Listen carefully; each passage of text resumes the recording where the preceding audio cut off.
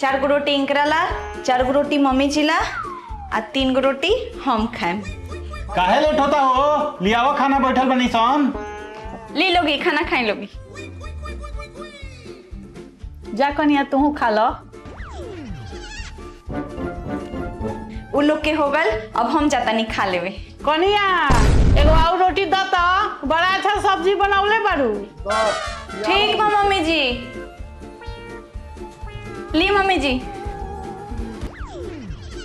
अब 2 गो रोटी बचल बा, चलो 2 गो भूख रलक है हमर। ए हो, हमरो के 2 गो रोटी दे दो, बहुत अच्छा सब्जी बनैले बारू। ठीक बा लियाओ तनी। जा 2 गो रोटी दे देम तो हमारा लगा बची। अब अपना ला आटा साने के पड़ी। छोड़ो, अपना ला आटा के सानी, दूधे पी के सूत जाए हम। खाना बड़ा अच्छा बनले रहलू।